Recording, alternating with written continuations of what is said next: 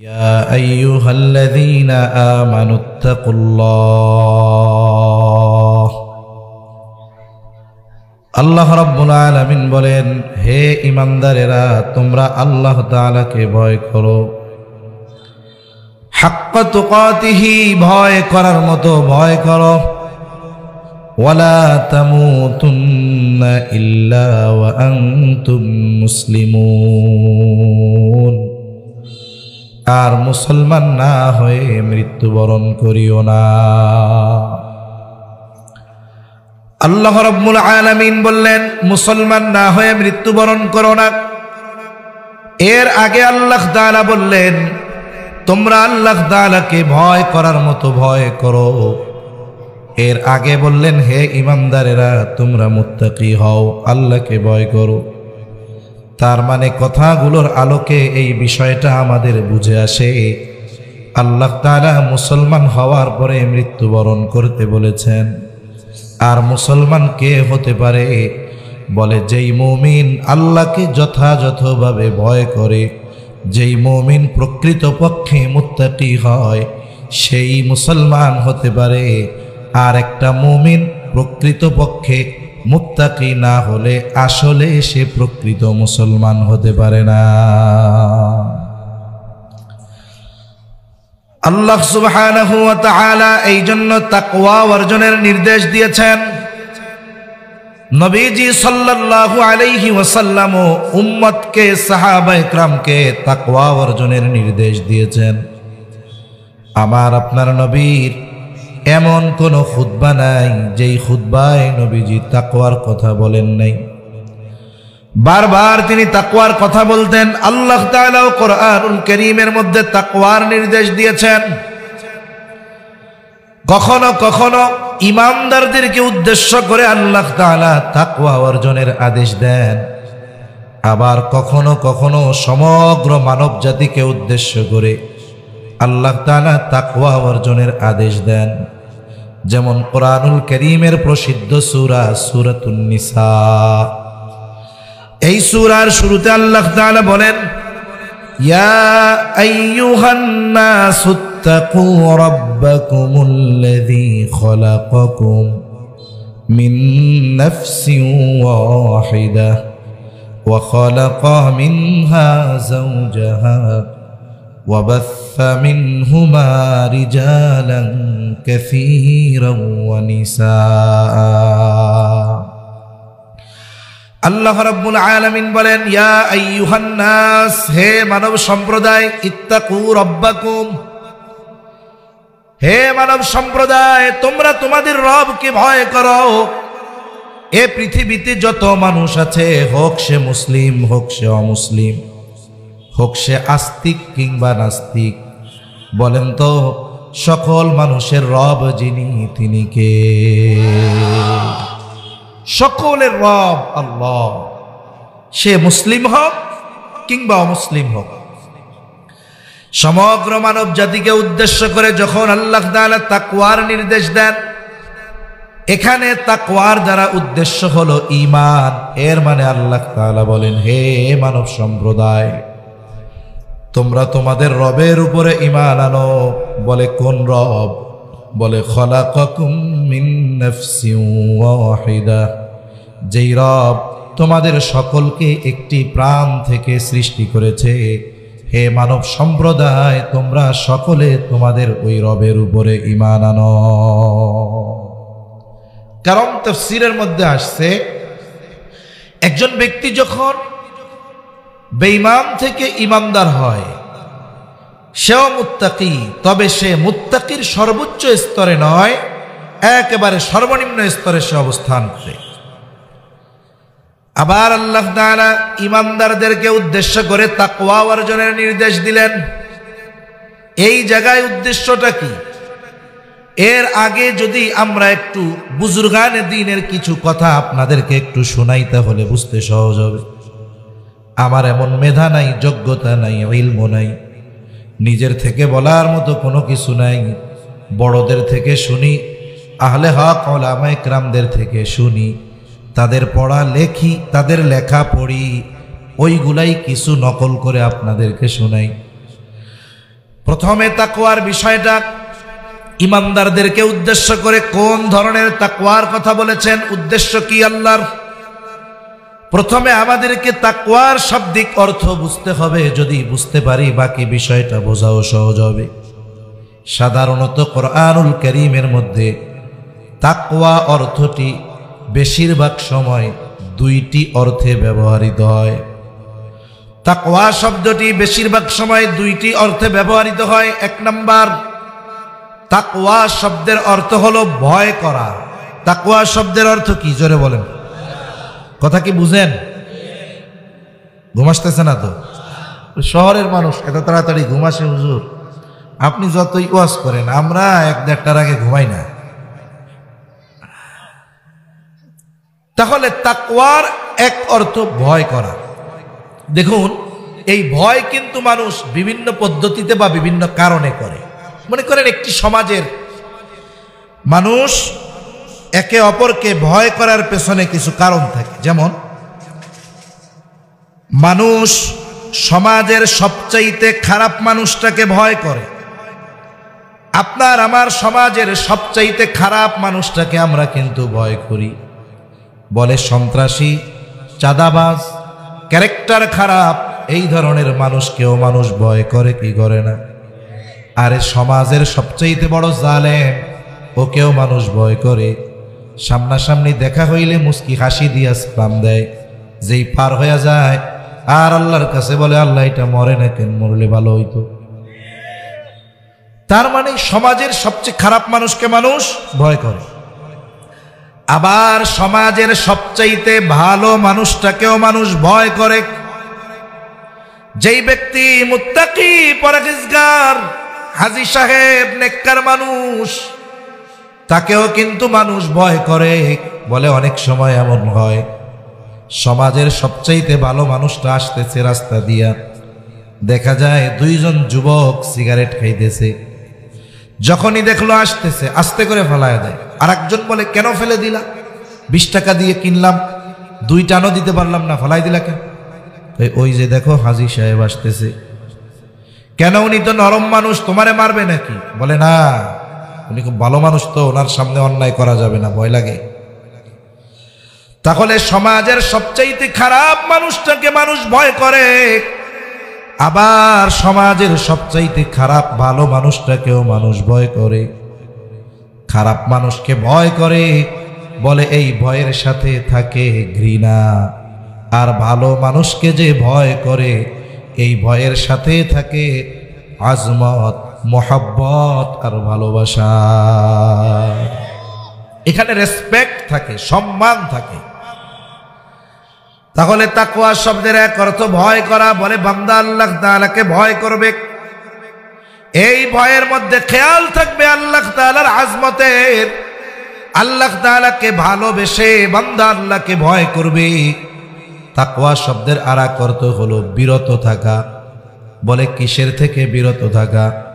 বলে আল্লাহ তাআলা যেই বিষয় থেকে বেঁচে থাকার আদেশ দিয়েছেন, যেই বিষয়গুলো হারাম করেছেন, নিষেধ করেছেন, ওই বিষয় সমূহ থেকে বেঁচে থাকার নাম হলো তাকওয়া। এইবার যদি দুইটা শব্দের সমন্বয় আমরা ঘটাই, কি অর্থ আসে? বলে তাকওয়া শব্দের অর্থ হলো আল্লাহ তাআলাকে ভালোবেসে ভয় করে যেই ব্যক্তি আল্লাহর নিষেধ সমূহ থেকে বেঁচে থাকে, সেই ব্যক্তি হলো মুত্তাকি। আর আল্লাহকে ভালোবেসে ভয় করে নিষেধ সমূহ থেকে বেঁচে থাকার নাম হলো তাকওয়া। আর যেই মোমেন আল্লাহকে ভালোবেসে ভয় করে আল্লাহর নিষেধ সমূহ থেকে বেঁচে থাকে, ওই মুমিন হলো মুত্তাকি মুমিন। তাহলে তাকওয়া অর্জনের নির্দেশ কে দিয়েছেন? আল্লাহ তাআলার সিস্টেম অনেক সুন্দর। আল্লাহ রাব্বুল আলামিন শুধু বান্দাকে কোনো বিষয়ের আদেশ দেন এমনটা নয়, বরং আদেশ দেওয়ার সাথে সাথে আল্লাহ তাআলা ওই আদেশ বাস্তবায়নের পদ্ধতিও বলে দেয়। মনে করেন একটা মানুষ জীবনেও কোনোদিন কক্সবাজার যায় নাই, ঢাকার বাহিরে কোনোদিন যায় নাই, অথবা অন্য কোনো জায়গায় জীবনেও যায় নাই, এমন কোন জায়গায় আপনি যদি তাকে যাওয়ার আদেশ করেন, তার জন্য এই জায়গায় যাওয়াটা কঠিন মনে হবে। আপনি তারে বললেন তুমি যাইবা পঞ্চগড়, বাংলাদেশের একেবারে উত্তর পশ্চিম কর্নারে, সে জীবনে ঢাকা সিটি পার হয় নাই, ও শুনেই কবি আমি মরে যাবো, যাইতে পারব না। আপনি তারে বললেন টেনশনের কারণ নাই, বিমানবন্দর রেল স্টেশন থেকে তোমারে ট্রেনে উঠাইয়া দিব, তুমি নামবা না, একবারে ট্রেন সর্বশেষ যেখানে গিয়ে থামবে তোমাকে ওইখানেও নামা লাগবে না, বসে থাকবা, তোমাকে আইসা নামায় নিয়ে যাবে। এই যে আদেশ করলো পঞ্চগড় যাবা, কঠিন লাগছে, কিন্তু যখন যাওয়ার পদ্ধতি বলে দিল, আদেশ করার পরে তার জন্য যতটা কঠিন লাগতেছিল, বলেন তো পদ্ধতি বলে দেওয়ার পর আগের মতো তার কাছে কঠিন মনে হবে নাকি? কোরআনুল কারীমের মধ্যে আল্লাহ তাআলার যত আদেশ নিষেধ আছে, সব আদেশ নিষেধ বাস্তবায়নের পদ্ধতি বলে দিয়েছেন কে? আল্লাহ। পদ্ধতিটা সাধারণত দুই সিস্টেমে হয় আর কি। একটা হলো আদেশ করেন, তবে ওই আদেশ বাস্তবায়নের পদ্ধতি সুস্পষ্টভাবে বলে দেন না ঠিক, কিন্তু কোথায় গেলে ওই আদেশ বাস্তবায়ন করতে পারবে এটা আল্লাহ বলে দেয়। আর একটা হলো সুস্পষ্টভাবে আদেশ করার সাথে সাথে ওই আদেশ বাস্তবায়নের পদ্ধতিও আল্লাহ বলে দেন। দুইটারই একটু উদাহরণ দিই, তাহলে বুঝতে সহজ হবে। মনে করেন আদেশ করেছেন কিন্তু সরাসরি পদ্ধতি উল্লেখ করেননি, যেমন ঈমানের পরে সবচাইতে গুরুত্বপূর্ণ ইবাদত হলো নামাজ। নামাজের আদেশ আল্লাহ তাআলা করেছেন কোরআনুল কারীমের মধ্যে, 82 জায়গায় নামাজের কথা আছে। শুধু তাই না, নামাজ হলো এমন এক ইবাদত, কিয়ামতের দিন সর্বপ্রথম নামাজের হিসাব আল্লাহ তাআলা নেবেন। নবীজি বলেন আউয়ালু মা ইউহাসাবু বিহিল আবদু ইয়াউমাল কিয়ামাতিস সালাহ। কিয়ামতের দিন সর্বপ্রথম নামাজের হিসাব নেওয়া হবে। কোরআনুল কারীমে আল্লাহ তাআলা নামাজের আদেশ করেছেন।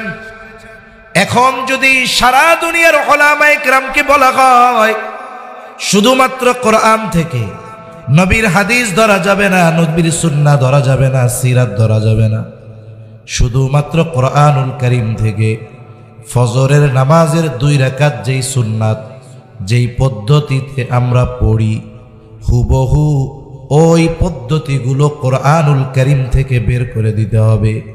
চ্যালেঞ্জ দেওয়া যাবে, 100 বছরও যদি সময় দেওয়া হয়, ওই ফজরের 2 রাকাত নামাজের যত মাসলা মাসাইল আছে, পদ্ধতি আছে, শুধুমাত্র কোরআন থেকে বের করা সম্ভব নয়।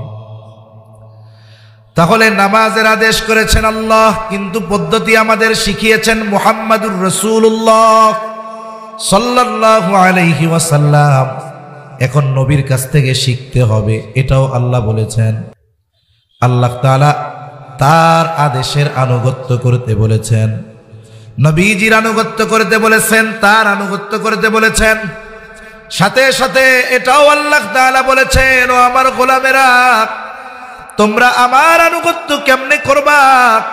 আল্লাহ তাআলা বলেন, শোনো, মাইয়ুতিহির রাসূল ফাকাদ আতাআল্লাহ।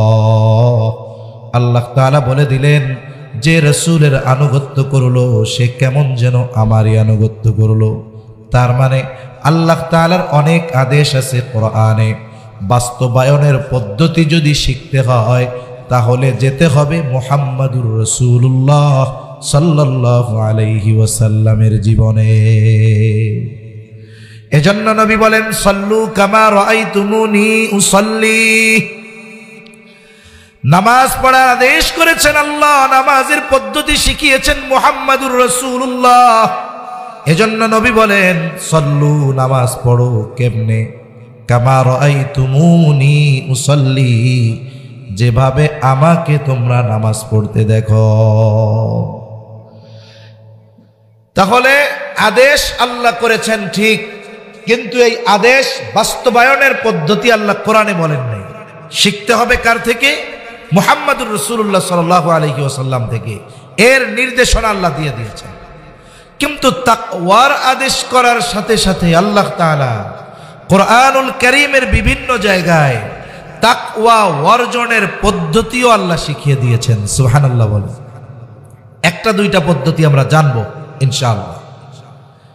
আল্লাহ রাব্বুল আলামিন বলেন, ইয়া আইয়ুহাল্লাযীনা আমানুত্তাকুল্লাহ। আল্লাহ তাআলা বলেন, হে ঈমানদারেরা মুত্তাকি হও। মুত্তাকি কে? বলে যেই ঈমানদার আল্লাহকে ভালোবেসে ভয় করে আল্লাহর নিষেধ সমূহ থেকে বেঁচে থাকে, এই হলো মুত্তাকি। এখন আমরা যদি জিজ্ঞাসা করি আল্লাহ কেমন করে মুত্তাকি হব, আল্লাহ তাআলা বলেন ওয়াকুনু মা'আস সাদিকিন।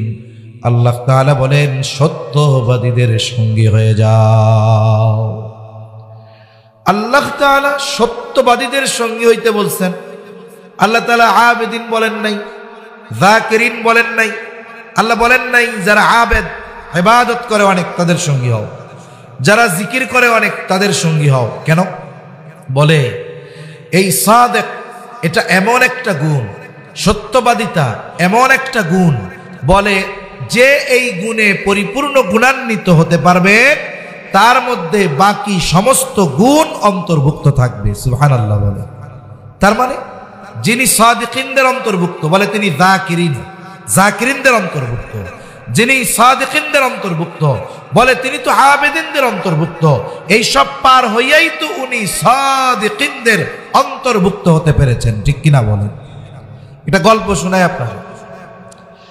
মনে করেন গ্রাম অঞ্চলে এখনো অনেক জায়গায় আছে, প্রত্যন্ত অঞ্চল। আগের মুরব্বীরা মনে করে যে ম্যাট্রিক আইয়া পাশ করলে এই বেটা অনেক বড় শিক্ষিত। এজন্য এক সময় মুরব্বীদের মুখেও শুনছি, যদি কোনো এলাকায় কেউ কোনো মতে 2-3টা লেটার পাইয়া ম্যাট্রিক পাশ করতো, 5 গ্রাম পাড়ি দিয়ে ওকে দেখতে আসতো। লেটার মানে কি? বলে 3 সাবজেক্টে 80-র উপরে পাইছে। কইতো ওরে বাবা, 3 লেটার পাইয়া ম্যাট্রিক পাস করছে, একটু দেখে আসি তো। 5 গ্রাম পাড়ি দিয়ে তারে দেখতে যাইতো। এখন ঘরে ঘরে না, কয় পকেটে পকেটে ওইরকম পাস পাওয়া যায়। ঠিক কিনা বলেন? তা ওই রকম এক প্রত্যন্ত অঞ্চলের মানুষ, শহরে তো তখনও উচ্চ শিক্ষা ছিল, কিন্তু উচ্চ শিক্ষা এতটা প্রসার ছিল না। এখন এক লোক ওই রকম এক এলাকা থেকে শহরে এসে লেখাপড়া করছে, একেবারে অনার্স মাস্টার্স সব কমপ্লিট করছে। সাথে সাথে বিসিএস ক্যাডার, বিসিএস পাশ করে বড় সরকারি চাকরি পাইছে। লোকটা যখন তার ওই প্রত্যন্ত অঞ্চল গ্রামে গেছে, সারা এলাকায় সাড়া পড়ে গেছে যে আমাদের এলাকার সবচাইতে বড় শিক্ষিত ব্যক্তি আসছে বাড়িতে, এর চেহারাটা আমাদের দেখতে হবে। কারণ অনেক সময় আছে, অনেক জিনিস আছে মানুষের কাছে দেখার আগ্রহ বাড়ে। যেমন আমাদের দেশে এখন অনেক জায়গায় হয় ওয়াজ মাহফিল, মানুষ শুনতে যায় না, এগুলো দেখতে যায়। হয় কি হয় না বলে? কে আসতেছে? বলে অমুক সেলিব্রিটি আসতেছে, অথবা অমুক ব্যক্তি আসতেছে, খুব নাম কাম, ওয়াজ মাহফিল দেখতে যায়। আমি মাঝে মধ্যে বলি যে কোনো ওয়াজ মাহফিলে যদি কোনো আলেমকে দাওয়াত না দিয়ে হিরো আলমকে দাওয়াত দেওয়া হয়, বলেন তো হিরো আলম কি ওয়াজ করতে পারবে? মাহফিল তো ওয়াজ মাহফিল, তা হিরো আলম ওয়াজ করতে পারবে না, এটা আপনারা সবাই জানেন না? কিন্তু এরপরেও হিরো আলমরে যদি ওয়াজের চেয়ারে বসায় দেওয়া হয়, এতটুকু জায়গায় অসম্ভব। ঠিক কিনা বলেন? তাহলে মানুষ কত মেধাহীন, মানুষের জ্ঞান কোথায় গেছে যে হিরো আলম ওয়াজ করতে আসতেছে, ওই ওয়াজ মাহফিলে ঢল নামবে দেখার জন্য, অথচ ও জানে যে হিরো আলম ওয়াজ করতে পারবে না। তার মানে কোন যারা আসছে এরা কি ওয়াজ শুনতে আসছে না হিরো আলমরে দেখতে আসছে? আমাদের দেশের সিস্টেম এরকম হচ্ছে। অনেক বড় বুজুর্গ মুহাদ্দিস শেখুল হাদিস জীবনে কোনোদিন গুনাহ করে নাই, কবিরা গুনার কাছে যায় না, জীবনে তার দ্বারা কোনোদিন অন্যের হক নষ্ট হয় নাই, এরকম মুত্তাকি বান্দা এসে বয়ান করবে, দেখবেন উনি বয়ান করবে, সামনে যে কয়জন আছে একটু পরে মাইকওয়ালা ছাড়া আর কেউ থাকবে না। আসলেই যদি শুনতে আসতো তারা, তাহলে ওনার কথাই শুনতে আসতো। এখন ওই যে ওই মানুষকে দেখার জন্য সবাই গেছে, অনেক বড় শিক্ষিত, দেখে টেকে সবাই চলে গেছে। একজন মুরব্বী দাঁড়িয়ে আছে পাশে। কোন মুরব্বী? বলে যেই মুরব্বী লেখাপড়া বলতে বোঝে ম্যাট্রিক আর আইএ পাস করলে অনেক বড় শিক্ষা। এখন সবাই চলে যাওয়ার পর উনি ওই ছেলের কাছে গিয়ে জিজ্ঞাসা করে, বাবা শুনলাম তুমি অনেক বড় শিক্ষিত মানুষ, তা কি লেখাপড়া করছো তুমি? উচ্চ শিক্ষায় শিক্ষিত ব্যক্তিকে যদি জিজ্ঞাসা করেন আপনি কি লেখাপড়া করছেন, উনি কি বলবে যে আমি অনে ভর্তি হইলাম তারপরে পাশ কইরা 2 থেকে 3 4 5 এভাবে কি বলবে নাকি? সে তার উচ্চ শিক্ষার বিষয়গুলো বলবে। সে হয়তো বলবে যে চাচা আমি ঢাকা ইউনিভার্সিটিতে অনার্স করছি, ওখান থেকে মাস্টার্স কমপ্লিটও করছি, এরপরে বিসিএস দিয়েছি, সাথে সাথে অমুক সাবজেক্টের উপরে পিএইচডি করতেছি, এখন একটা গভর্নমেন্ট জব করতেছি। ও তো তার হায়ার লেভেলের শিক্ষার কথাগুলো বলবে। এখন উনিও এরকম বলছে, কিন্তু ম্যাট্রিক আর আইয়া পাশের কথা কয় নাই। মুরব্বী এখন মুখের দিক তাকায় চিন্তা করে কি শিক্ষিত এটা। একটু পরে তাচ্ছিল্যর ভঙ্গিতে জিজ্ঞাসা করছে, এত কিছু পড়ছো, তুমি কি ম্যাট্রিক আইয়া পাস করছিলা?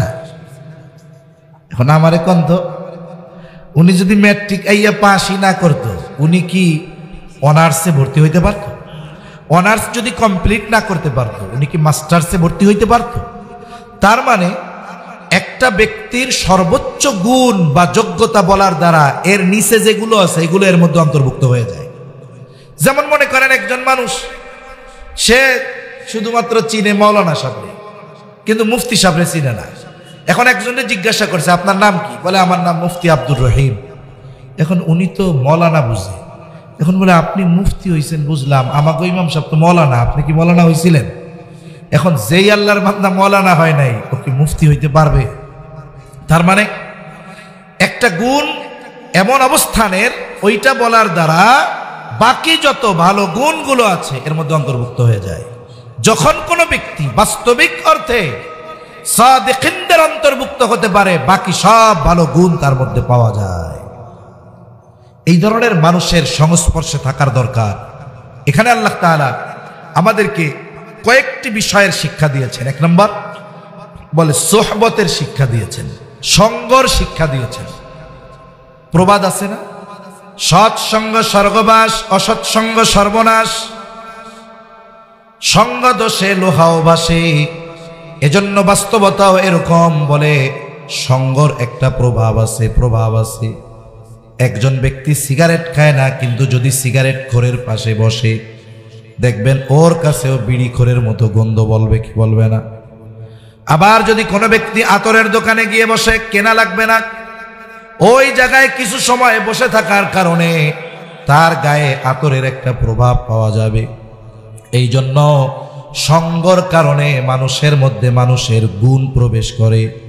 আর আমি আপনি যদি আমার আপনার গুণকে উচ্চতর করতে চাই, আমার আপনার আখলাক চরিত্রকে উন্নত করতে চাই, অবশ্যই আমার চাইতে যে ভালো, আমাকে তার সঙ্গ গ্রহণ করতে হবে।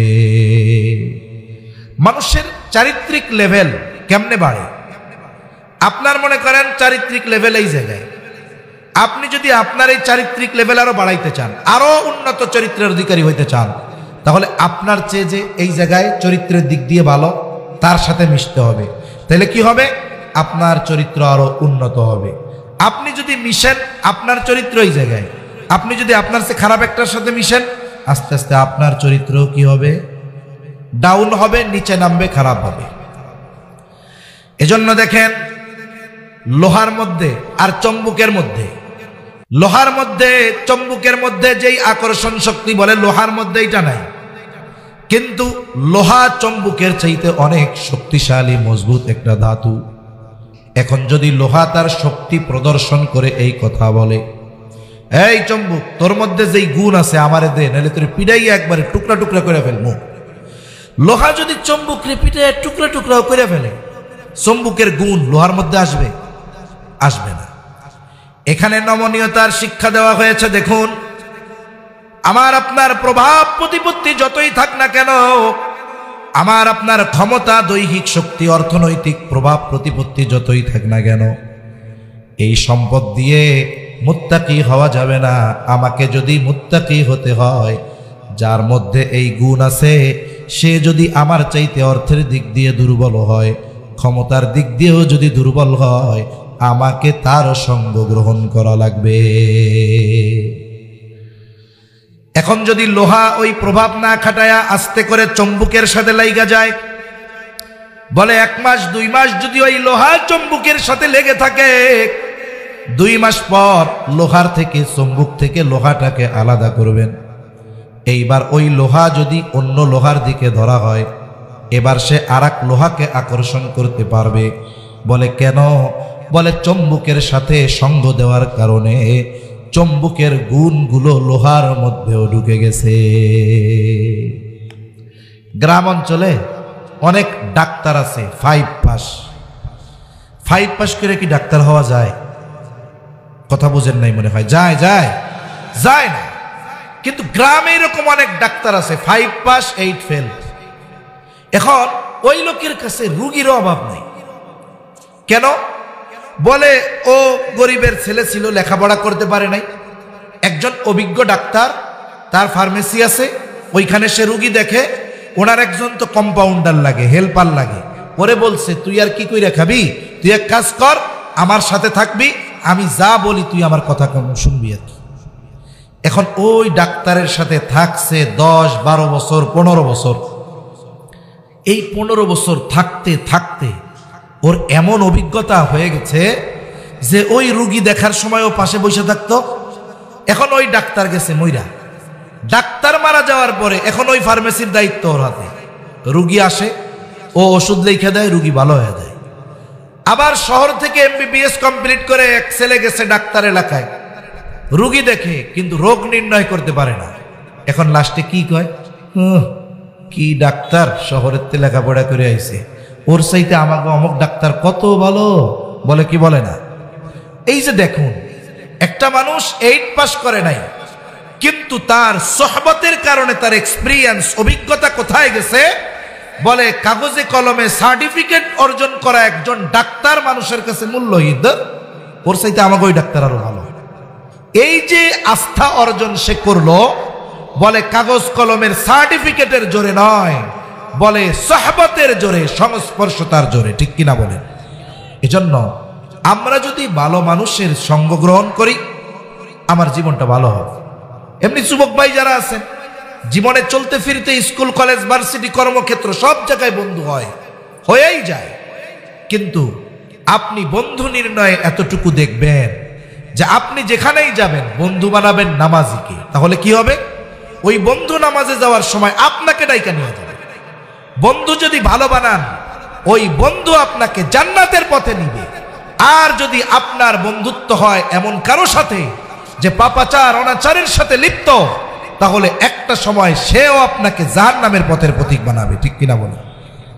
তাহলে 1 নাম্বার, আমরা ভালো মানুষের সঙ্গ গ্রহণ করব। 2 নাম্বার পদ্ধতিটা বলি।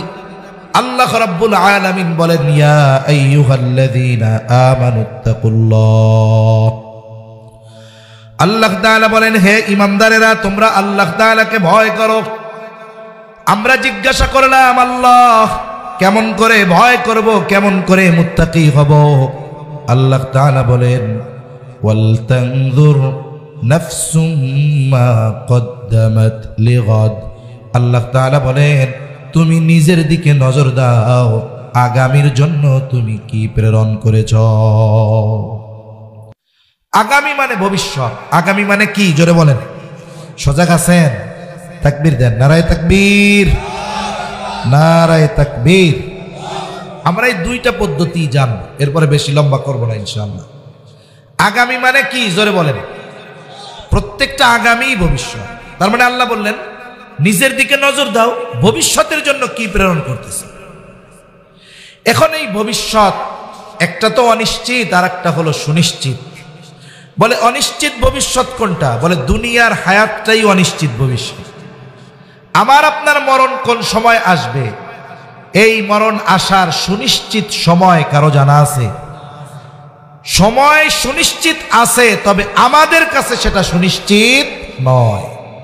অথচ দেখুন, এই অনিশ্চিত আগামীতে ভালো থাকার জন্য আমাদের কত পেরেশানি, কত টেনশন, কত চিন্তা। সরকারি চাকরি করে যারা, তাদের দিয়েই উপমা দেয়।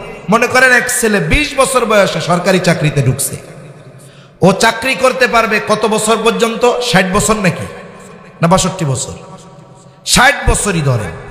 তাহলে ওর চাকরি করতে পারবে যদি বেঁচে থাকে কত বছর? 40 বছর। 20 বছরে ঢুকছে। ওর যেই দিন থেকে বেতন চালু হয়, গভর্নমেন্ট তাকে পরিপূর্ণ বেতন দিয়ে দেয় না, বরং তার বেতনের পরিমাণের উপরে নির্ভর করে একটা পার্সেন্ট গভর্নমেন্ট কেটে রাখে। কেন কাটে? কেমন যেন গভর্নমেন্ট তাকে বলে, শোনো, তুমি নির্বিঘ্নে নিশ্চিন্তে তোমার কাজ চালায় যাও। তুমি হয়তো চিন্তা করতেছ এখন তো তরুণ যুবক, 20 বছর বয়স, 60 বছরে যখন তুমি চাকরি ছেড়ে দিবা তুমি কি খাইবা? কারণ তখন তুমি বৃদ্ধ হয়ে যাইবা, কাজ করার মতো শক্তি, সামর্থ্য, ইচ্ছা তোমার থাকবে না। গভর্নমেন্ট কেমন যেন বলে, চিন্তার কোনো কারণ নাই, তোমার বেতন থেকে প্রতি মাসে যেই টাকা কেটে রাখা হয়, যখন তোমার চাকরি শেষ হবে ওই টাকার দ্বিগুণ পরিমাণ টাকা তোমাকে দিয়া আমরা বাড়িতে পাঠাবো। আবার প্রতি মাসে মাসে কিছু টাকাও তোমাকে আরো দেওয়া হবে, পেনশন দেওয়া হবে। তোমার বুড়াকালে কোনো চিন্তা নাই। তার মানে 60 বছর বয়সের পরে মোটা অঙ্কের টাকা দিবে যাতে সে বসে বসে খেতে পারে, চলতে পারে। চিন্তা করে দেখেন, এই যে ভবিষ্যতের জন্য টাকা জমানো হচ্ছে, যেটা 60 বছর পরে তাকে দেওয়া হবে, বলেন তো এই ভবিষ্যৎ অনিশ্চিত না সুনিশ্চিত? এই লোক 60 বছর বাঁচবে কোনো গ্যারান্টি আছে? অথচ দেখুন 20 বছর বয়সে চিন্তা করতেছে, আরে বুড়াকালে কি খামুরে। অথচ আল্লাহ তাআলা সুনিশ্চিত ভবিষ্যতের কথা বলেছেন। সুনিশ্চিত ভবিষ্যৎ হলো কবর, সুনিশ্চিত ভবিষ্যৎ হাসর, সুনিশ্চিত ভবিষ্যৎ কারো জন্য জান্নাত, কারো জন্য জাহান্নাম। এই জন্য আল্লাহ তাআলা কেমন যেন বলেন, বান্দা তুমি ওই সুনিশ্চিত আগামীর জন্য কি প্রেরণ করেছো? দুনিয়ায় বুড়াকালে ভালো থাকার জন্য টাকা জমাও, আর আখেরাতে অনন্তকালে ভালো থাকার জন্য তুমি কি প্রেরণ করেছো এটা একটু তুমি হিসাব কইরো। এই জন্য বুজুর্গানে দিন আমাদেরকে মুহাসাবার কথা বলেন, হিসাবের কথা বলেন। হিসাবের কথা আসলেই আমরা চিন্তা করি টাকা পয়সার হিসাব, কিন্তু এখানে টাকা পয়সার হিসাবের কথা বলা হয় নাই। এখানে আমার জীবনের হিসাব করতে হবে, আমলের হিসাব করতে হবে। দেখুন, আপনাদের এই এলাকা সহ গোটা বাংলাদেশের বড় বড় বাজারে অনেক বড় বড় ব্যবসায়ী আছে। একজন আদর্শ ব্যবসায়ীর কিছু গুণ আছে। অনেক মানুষ আছে কোটি টাকা পুঁজি নিয়ে ব্যবসা শুরু করছে, 2 বছর নয় ঘুরতেই দেখা যায় ব্যবসা সব শেষ। আছে না এরকম? মনে করেন বাপ বিদেশ থাকে, অনেক টাকা ইনকাম করছে, ছেলে বাড়িতে মোটর সাইকেল নিয়ে ঘুরে বেড়ায়, কাজ কাম কিছুই করে না। বাবা এখন মোটা অঙ্কের টাকা নিয়ে বাড়ি আসছে, এখন ছেলের বিবাহ দিতে চায়। এখন বেকার ছেলে কেউ বিবাহ দিবে না, ছেলে চাকরির জন্য আনফিট, লেখাপড়াই তো করে নাই। এবার ছেলে বলে, আব্বা এক কাজ করেন, আপনি তো কোটি টাকা নিয়ে আসছেন, এগুলো তো সব আমার জন্য, 50 লাখ টাকা দিয়ে আমার একটা দোকান দিয়ে দেন। এইবার 20 লাখ টাকা অ্যাডভান্স দিয়ে মনে করেন দোকান নিছে, বা 10 লাখ টাকা অ্যাডভান্স দিয়ে দোকান নিছে, 10 লাখ টাকার ডেকোরেশন করছে, আর 30 লাখ টাকা দিয়ে দোকান ভরপুর মাল উঠায় দিচ্ছে। মোট ইনভেস্ট কত লাখ? 50 লাখ। যার ব্যবসার এক্সপিরিয়েন্স নাই, অভিজ্ঞতা নাই, যে পরিশ্রমে অভ্যস্ত নয়, যার নিজের জীবনেরই হিসাব ঠিক নাই, ও হিসাব ঠিক রেখে ব্যবসা করবে? এখন ব্যবসার নিয়ম কি? বলে ব্যবসায়ী যখন ব্যবসা শুরু করবে, বেচা কেনা না হইলেও ওর দোকান খুলে বসে থাকতে হবে। আপনি বড় বড় মার্কেটগুলাই যান, দেখবেন দোকানদার জিমাইতেছে, নাইলে মশা মারতেছে, নাইলে মাছি মারতেছে। আপনি যদি জিজ্ঞাসা করেন কাস্টমার নাই, বইয়া থেকে লাভ কি? ভাই লাভ আছে। এই যে সে বসে থাকতেছে, সে জানে যে আমার এই বসে থাকার মাধ্যমে এখন হয়তো আমার খরচের টাকা উঠতেছে না, কিন্তু আমি যদি এটা কন্টিনিউ করতে থাকি তাহলে 2-3টা সিজন পাইলে গোটা বছরের লাভ এমনি উঠে আসবে। ঠিক কিনা বলেন? আর যদি ধৈর্য না থাকে কি করবে? সকালে বসছি 12টা বাজে, একটা কাস্টমারের খবর নেই, যা দোকান বন্ধ করে হোন্ডা নিয়ে বন্ধুদের সাথে আড্ডা দিতে চলে গেছে। আবার যে বাকি চায় তারে দেয় কিছু, লেখে টেকে না, 6 মাস পরে দেখা যাবে দোকানও আছে, ডেকোরেশনও আছে, কিন্তু মাল জিনিস কিছু নেই। ঠিক কিনা বলেন? আবার কত আল্লাহর বান্দা এরকম আছে, 100 টাকা দিয়ে শুরু করছে ব্যবসা, বছর না ঘুরতে এক সময় তার ব্যবসার বরকত বাড়তেছে, একটা সময় কোটি টাকার মালিক। একজন আলেমের কথা শুনলাম, করোনাকালীন সময়ে 2020-21 সালের দিকে উনি ব্যবসা শুরু করছে 2500 টাকা পুঁজি নিয়ে। উনি এখন ওনার বিজনেস ভ্যালু মানে ওনার মূলধন এখন কোটি টাকার উপরে। উনি যদি বৈশা থাকতো তাইলে কি এটা হইতো? ওনাকে কিছু নিয়ম নীতি ফলো করা লাগছে। এই যে বড় বড় বাজারে যে দোকানদারগুলো, সফল ব্যবসায়ীগুলো যারা জিরো থেকে হিরো হয়েছে, এই মানুষগুলো কিছু নিয়ম ফলো করে, যার কারণে এরা সফল ব্যবসায়ী। এরা কি করবে? মার্কেট বন্ধ হবে 10টায়, দোকান বন্ধ হবে বা বাজার বন্ধ হবে 10টায়, 9টায় দোকানের শাটার নামায় দিবে। ভেতরে বসে কি করবে? এই দিনের হিসাব করবে। সারা দিনে 4 ধরনের হিসাব করে সাধারণত। 1 নাম্বার হিসাব করে আজকে বেচা কেনা কত হলো। 2 নাম্বার হিসাব আজকে মাল জিনিস কয় টাকার কিনলাম। 3 নাম্বার হিসাব করে আজকে বাকি কত গেল। যে যেই ব্যবসা করে সর্বশেষ তার বিক্রয়ের উপরে নির্ভর করে আজকের লাভ কত হইল এটা বের করতে পারে। যে ব্যবসায়ী তার হিসাব হলো 1 লাখ টাকা বেচা কেনা হইলে 20,000 লাভ হবে, তার 20% লাভ। কারণ অভিজ্ঞ ব্যবসায়ী, মুদি দোকানদার হোক, ওকে জিজ্ঞাসা করবেন যদি তোমার এই মাল 1 লক্ষ টাকা নগদ বিক্রি হয়, একবারে মিলাই জিলায়া লাভ কত হবে? ও বলবে যা তা 19-20 হতে পারে, বেশি বেশ কম হবে না। কিন্তু অন্যান্য কিছু পণ্য আছে যেগুলো একবারে A to Z সমান সমান বলতে পারে। সিমেন্টের ব্যবসায়ী, ও বলতে পারবে যে ওর যদি 100 বস্তা বা 1000 বস্তা সিমেন্ট বিক্রি হয় কত টাকা লাভ। এখন ও হিসাব করছে, ওর হিসাব আমার 1 লাখ বিক্রি হলে আমার লাভ হবে 20,000। 1 লাখ বিক্রয় ঠিক আছে, তবে বাকির খাতায় গিয়ে দেখে 25,000 টাকা বাকি গেছে। বলেন তো, আজকের দিন তার লাভ ছিল 20,000, বাকি গেছে 25,000। তার মানে আজকের লাভ কি তার পকেটে আছে? নাই। এই গতিতে যদি 5 মাস তার ব্যবসা চলে তাহলে ব্যবসা শেষ হয়ে যায়। এবার এই অবস্থা দেখে সে কি করে? কর্মচারীদেরকে ব্রিফিং দেয়, এই শোনো, আমার 1 লাখ সেল দিয়া 25,000 বাকি দিয়া 20,000 লাভ করার দরকার নেই।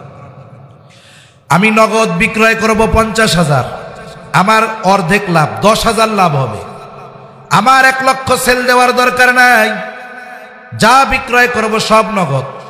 এবার বলে শোনো, আগামী দিন থেকে যদি আমার বাবাও বাকি চায় 1 টাকাও বাকি দিবা না। এই বলে দোকান বন্ধ করে বাড়িতে চলে গেল। তার মানে কি হলো?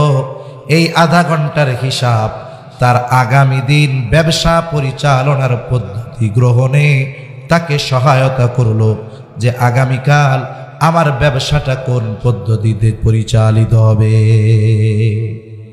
তার মানে একজন হিসাবী ব্যবসায়ী সে প্রতিনিয়ত তার ব্যবসার সিস্টেম পরিবর্তন করে। অনুরূপভাবে আমি আপনি যদি আমার আপনার জীবনের হিসাব করি তাহলে আমাদের জীবনের পথ চলাও পরিবর্তন হবে। এই জন্য বুজুর্গানে দিন বলেন, রাতের বেলা যখন আমি আপনি বিছানার মধ্যে শুয়ে যাব, বালিশের সাথে মাথাটা লাগায়া মোবাইলটা হাতে নিব না।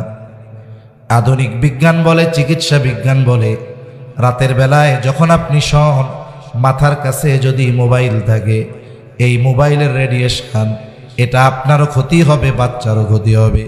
এজন্য উচিত কমপক্ষে 6 ফিট দূরে রেখে দেওয়া।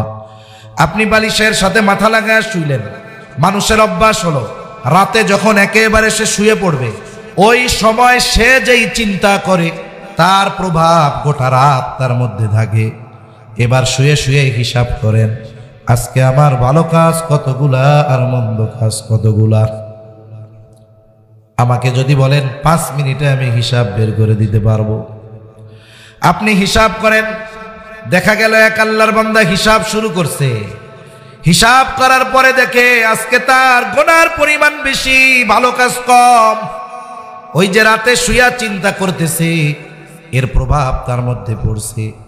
হয়তো সে চিন্তা করবে, আহারে আমার বিগত হায়াতের হিসাবটাও যদি এমন হয় যে গুনাহ বেশি সওয়াব কম, আর আল্লাহ না করুন আজ রাতটাই যদি আমার জীবনের শেষ রাত হয়ে যায়, তাহলে কিয়ামতের দিন আল্লাহ তাআলার সামনে গুনার বোঝা নিয়ে আমাকে হাজির হওয়া লাগবে। এই যে তার আত্মচিন্তা, হয়তো এই চিন্তা তাকে তাওবা করতে উদ্বুদ্ধ করবে, ঠিক কিনা বলেন? মনে রাখবেন, মানুষের কোন কথায় কোন চিন্তায় জীবনের পরিবর্তন হয় বলা তো যায় না। আরে খলিফাতুল মুসলিমিন হযরত ওমর রাদিয়াল্লাহু তাআলা 100 লাল উট পুরস্কার পাবেন মুহাম্মাদুর রাসূলুল্লাহ সাল্লাল্লাহু আলাইহি ওয়াসাল্লামের মাথা আনতে যাইতেছে। প্রতিমধ্যে একজন ঢুকায় দিছে, কই যাও? ওই দলের লোক তো তোমার ঘরের মধ্যে। এই এক কথায় পরিবর্তন, রাস্তা পরিবর্তন গেছে। আমাদের ঘটনা জানা, এই ঘটনাকে কেন্দ্র করে আল্লাহ সুবহানাহু ওয়া তাআলা তার জীবনকে পরিবর্তন করে দিয়েছে, ঠিক কিনা বলেন? হায় হায়, এই জন্য মানুষের কোন কথা কোন চিন্তা জীবনের পরিবর্তন হয় বলা যায় নাকি? বলা যায়। হাদিস থেকে একটা ঘটনা শোনাই আপনাদের। রাসূলুল্লাহ সাল্লাল্লাহু আলাইহি ওয়াসাল্লাম বনি ইসরাইলের এক জালেম, তার নাম ছিল কিফিল, কাফফালাম দিয়া বলে কিফিল। নবীজি এই জালেমের ঘটনা একবার দুইবার না, সাহাবায়ে কেরামকে বারবার শোনাইছেন। জালেম কিফিল, নবীজি বলেন এমন কোন পাপ নাই সে করে নাই।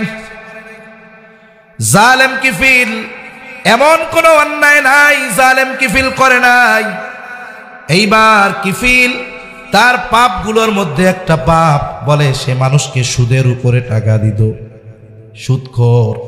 এক সময় তো মনে করতাম ব্যাংকেই মনে হয় সুদি কারবার চলে, কিন্তু প্রত্যন্ত অঞ্চল গ্রাম অঞ্চলে গিয়া দেখি ঘরে ঘরে মহিলারা সুদের সাথে জড়ায় গেছে।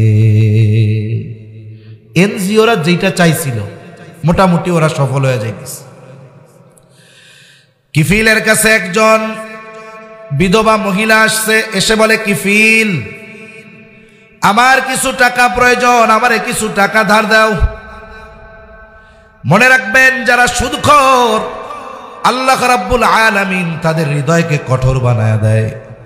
মানুষের বিপদে তাদের দিল নরম হয় না। অনেক ক্ষেত্রে এমনটা হয়, সুদখোরের কাছে গিয়া কেউ যদি 1000 টাকা ধার চায়, যে সকালে চাইলেও বিকালে দিয়া দিব, দিবে না। এমন ভাব করবে, আপনার মন চাইবে পকেটে যদি আপনার কিছু থাকে ওরে আরো দিয়ে দিলে ভালো হইতো। আর একজনকে আর এক পাশ দিয়ে পাঠাবেন সুদে টাকা নিতে, যে বলবে ভাই আমারে 10,000 টাকা দাও। গ্রাম অঞ্চলে কি কয়? কয় হাটে হাটে লাভ, 1000-100। ও কোমরের গোসা খুইলা এক বান্ডিল দিয়া কইব আরো কত লাগবে ক। অথচ বিপদে পড়ে কেউ যদি কয়েক ঘন্টার জন্য ওর কাছে সাহায্য চায়, ও দিবে না। কিফিলের কাছে মহিলা বলতেছে, আমি বড় মুসিবতে পড়েছি, আমারে কিছু টাকা ধার দাও। কিফিল বলে, আমি টাকা ধার দিব না, তুমি যদি সুদের উপরে নিতে পারো, লাভ দিতে পারো, তাইলে নাও। মহিলা বলে, কিফিল রে, আমি যদি সুদের লাভ দিতে পারতাম তাইলে কি তোমার কাছে টাকা চাইতাম নাকি? জালেম কিফিল মহিলাকে বলে, শোনো, তুমি যদি টাকা লাভ না দিতে পারো তাহলে অমুক দিন আমার সাথে জিনায় লিপ্ত হবা। হাদিসের মধ্যে আসছে, কাদাল ফাকিরু আইয়াকুনা কুফরা, দরিদ্রতা মানুষকে কুফরি পর্যন্ত পৌঁছিয়ে দেয়। আমার আপনার সমাজে অনেক মানুষ আমার আপনার পাশে অপরাধে জড়ায় গেছে। সবার কাছে যদি খোঁজ নেন দেখা যাবে যে এই অপরাধে জড়ানোর ক্ষেত্রে এটা তার ইচ্ছা বা ভালো লাগে এই জন্য নয়, বরং অনেকে অভাবের কারণে এই অপরাধের পথ বেছে নিতে বাধ্য হয়েছে। এজন্য যদি এমন হয়, আমার আপনার আশেপাশের প্রতিবেশী কেউ, আমি আপনি সমর্থবান, কিন্তু সে অপরাধে জড়িয়েছে, কেন? বলে তার বিপদে কেউ পাশে দাঁড়ায় নাই, অর্থ দরকার, দাঁড়ায় নাই, একটু সহযোগিতা দরকার, করে নাই, এখন সে অপরাধে জড়ায় গেছে। কিয়ামতের দিন ও একা অপরাধীর কাঠগড়ায় দাঁড়াবে না, বরং তার সচ্ছল প্রতিবেশীদেরকেও অপরাধীর কাঠগড়ায় দাঁড়ানো লাগবে। কবিতাও ছিল এক সময় একটা হাদিসের মর্ম কথা দিয়ে। হাসরের মাঠে আল্লাহ তাআলা বলবে, আমি ক্ষুধার্ত ছিলাম বান্দা, তুমি আমারে খাবার দাও নাই। আমি পিপাসিত ছিলাম, আমাকে পানি পান করাও নাই। আমি অসুস্থ ছিলাম, সেবা শুশ্রূষা করো নাই। বান্দা বলবে, আল্লাহ আপনার তো এগুলোর কোনো প্রয়োজন নেই। আল্লাহ তাআলা তখন বলবে, বান্দা তোমার প্রতিবেশী অভুক্ত ছিল, তুমি তাকে খানা খাওয়াও নাই। যদি খানা খাওয়াইতা আমি সেটা পেয়ে যাইতাম। অসুস্থ ছিল, সেবা শুশ্রূষা করো নাই। পিপাসিত ছিল, পানি পান করাও নাই। তার মানে অপরাধে কেউ সবাই স্বাদে অপরাধে জড়ায় না, অনেক সময় অভাবের কারণে অপরাধে জড়ায়। মহিলার টাকাটা প্রয়োজন, কিফিলের শর্তে সে রাজি হয়ে গেল। হাদিসের মধ্যে আসছে 60 দিরহাম মহিলাকে কিফিল দিয়েছে। যথা সময়ে নির্ধারিত দিনে জালেম কিফিল মহিলার বাড়িতে হাজির। জালেম কিফিল জেনা করার জন্য প্রস্তুত, আর মহিলা কাঁপতেছে আর থরথর করে কাঁপতেছে। একজন গেছে আনন্দ করার জন্য, আর একজনের অবস্থা এরকম। এইবার কিফিল বলে, মহিলা কাঁদো কেন, কাঁপো কেন? আমি কি তোমাকে জোর জবরদস্তি করেছি নাকি? তুমি তো নিজে শর্তে রাজি হইছ। এবার মহিলা বলে, কিফিল আমি আমার গোটা হায়াতে এই অন্যায়ের সাথে জড়াই নাই, আমি কোনোদিন জেনায় লিপ্ত হই নাই রে কিফিল। তবে কেন তুমি রাজি হইছো? বলে, অভাবের কারণে। আমার তো ভয় হয় তোমার সাথে জেনা করবার পর আমি যদি মারা যাই, আল্লাহ তাআলার সামনে একজন জেনাকারিনী হিসেবে উপস্থিত হওয়া লাগবে। তাইলে তুমি কান্না করো, কাঁপো আল্লাহর ভয়ে। বলে, হ্যাঁ। এতটুকু কথা জালেম কিফিলের জীবন পরিবর্তনের কারণ হয়ে গেছে। এই কথাটা তার কর্ণকুহর দিয়ে ঢুকে হৃদয়ে পৌঁছায় গেছে। হয়তো সে চিন্তা করছে, আহারে এই মহিলা অভাবের কারণে একটা পাপ করতে বাধ্য হচ্ছে, করে নাই এখনো। এর যদি এত ভয়, আমি তো এমন কোনো পাপ নাই, বাধ্যই নাই, আমার অবস্থা কি হবে? এইবার জালেম কিফিল উঠে গেল। জালেম কিফিল পোশাক পরিধান করে আর বলে, ও মহিলা যাও, 60 দিরহাম তোমাকে আমি সাদকা করে দিলাম, মাফ করে দিলাম। আর শুনে নাও, আজকে থেকে আমি আল্লাহ তাআলার সাথে আর কোনো নাফরমানি করব না। খালেস তওবা কইরা কিফিল বাড়ি চলে গেল। কিফিল বাড়িতে চলে গেছে। ঘটনাক্রমে রাতের বেলায় কিফিল মারা গেল। কিফিলের তওবার খবর তো কেউ জানে না। জালেম কিফিল মারা গেছে, মানুষেরা আনন্দিত। কারণ সমাজে কিছু মানুষ আছে, এরা মারা যাবার পর পড়ার কথা ছিল ইন্না লিল্লাহ, মানুষে কয় আলহামদুলিল্লাহ। আছে না নাই? মাঝে মধ্যে ফেসবুকের কল্যাণে দেখি একবারে তাগড়া টকবকে এক যুবক, সুন্দর চেহারা, হুন্ডা অ্যাক্সিডেন্ট করে মরছে। তা এত সুন্দর যুবক মারা গেল, হারে। এবার কমেন্ট বক্সে ঢুকে দেখি সব আলহামদুলিল্লাহ, কোনো ইন্না লিল্লাহ নাই, সব আলহামদুলিল্লাহ। মনে রাখতে হবে যে কাদের বেলায় এই আলহামদুলিল্লাহ মরার পরে বলেছে, আমরাও যেন আমাদেরকে ওই দলের শামিল না বানায়া ফেলি। মনে রাখতে হবে যে একদল মরছে আলহামদুলিল্লাহ বলছে মানুষ, আবার এমন কেউ যেন ওই স্থান পূর্ণ না করে যে তাদের মৃত্যুতে আবার আলহামদুলিল্লাহ না বলা শুরু হয়। এই জন্য মনে রাখতে হবে, এক সময় যারা জালেম ছিল, পৃথিবীর ইতিহাস এরকম অনেক ঘটছে। এক সময় যে মাজলুম, জালেম পতনের পরে এক সময় ওই মাজলুম আগের জালেমকেও হার মানায় দিয়েছে। আমরা ওই জালেমের ইতিহাসের পুনরাবৃত্তি চাই না, ঠিক কিনা বলেন? মনে রাখতে হবে জুলুমের একটা শেষ আছে। এজন্য আগামীর পথ চলা আল্লাহ কাদের হাতে নেতৃত্ব দিবে বলা যায় না। আল্লাহ যাদের নেতৃত্ব দিবে এরা সচেতনতার সাথে, সতর্কতার সাথে সামনে অগ্রসর হতে হবে, তাহলে মানুষের দোয়া পাওয়া যাবে, ঠিক কিনা বলেন? একটা প্রবাদ আছে না, কি বলো? যেদিন এসেছিলে ভবে, কেঁদেছিলে তুমি, হেসেছিল সবে, এমন জীবন তুমি করিও গঠন, মরণে হাসিবে তুমি, কাঁদিবে ভুবন। এজন্য জালেমের মৃত্যুতে মানুষ অনেক সময় খুশি হয়। মানুষেরা তো জানে কিফিল জালেম, কিফিল জালেম, বলে জালেম মরছে, ভালো হয়েছে। কিন্তু কিফিলের তওবা আল্লাহ তাআলা কবুল করে নিয়েছে। কিফিলের দরজার উপরে আল্লাহ তাআলা লিখে দিয়েছেন কদ গফারাল্লাহু লিল কিফ, আল্লাহ তাআলা কিফিলকে ক্ষমা করে দিয়েছে। তোমরা কিফিলকে জালেম বলো না, কিফিলকে আল্লাহ রব্বুল আলামিন ক্ষমা করে দিয়েছে। তাহলে একটা কথা, একটা চিন্তা এত বড় একটা জালেমের জীবন পরিবর্তনের কারণ হয়ে গেছে।